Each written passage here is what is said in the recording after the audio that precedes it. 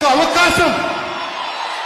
అవకాశం నా కోసం అడగట్లా, మీ భవిష్యత్తు కోసం అడుగుతున్నాను, మీ బిడ్డల భవిష్యత్తు కోసం అడుగుతున్నాను. అతనికి ఒక్క అవకాశమిస్తే ఏం జరిగింది?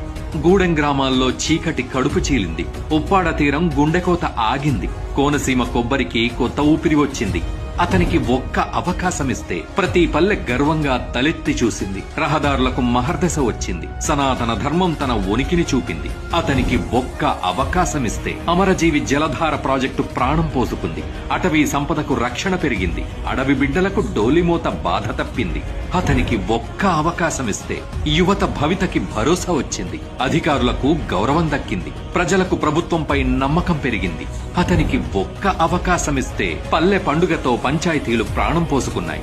దేవాలయాలు నిత్య పూజలతో కళకళలాడుతున్నాయి. పిఠాపురంలో అభివృద్ధి పనులు పరుగులు పెడుతున్నాయి. సమస్య చెప్పుకుని ఇంటికి వెళ్లక ముందే పరిష్కారం గుమ్మంలో సిద్ధంగా ఉంటుంది. సార్ ఒక్కరే ఇది చేయగలరని నమ్మకంతో పార్టీ ఆఫీస్ దగ్గర మొండిగా కూర్చున్నట్టు చేశాం సార్. మీరు చేసిన సాయానికి మాత్రం ధన్యవాదాలు తెలియజేసుకుంటున్నాను సార్. ఇది ఒక రోజు ప్రయత్నం కాదు, దశాబ్దాల పాటు సాగే ప్రయాణం. అతని నేటి ఆలోచనలు రాబోయే తరాల భవిష్యత్తుకు పునాదులు.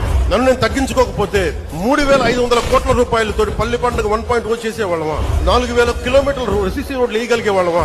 నేనే గనక నా స్వార్థం కోసం ఆలోచించి తగ్గించకుండా ఉంటే 1,00,000 ఫామ్ పాయింట్స్ కట్టేవాళ్ళమా?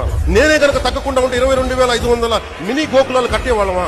నేనే గనక తగ్గకుండా ఉంటే 10,000 ఎకరాలు ఉద్యానవనాలు పంటలు పండేయా? 1,500 అభివృద్ధి పనులు మొదలుపెట్టా విజయవంతంగా ఇది కూడా పూర్తి చేస్తామంటే నేను తగ్గి రాష్ట్రాన్ని పెంచాను, మీకు అందరినీ పెంచుతున్నాను. ఇది పుస్తకాల్లో చెప్పిన కథ కాదు, ప్రజలు చూసిన నిజం. నమ్మకం అంటే ఏంటో నిరూపించిన వైనం. అందుకే అతన్ని నమ్మి ఓటేసిన ప్రతి ఒక్కరూ నేను నమ్మినోడు గొప్పోడు అంటూ గర్వంగా తలెత్తుకుని తిరుగుతున్నారు. బ్రతికున్నంత వరకు సేనాని వెంటే మా ప్రయాణం అంటూ ఎలుగెత్తి చెబుతున్నారు.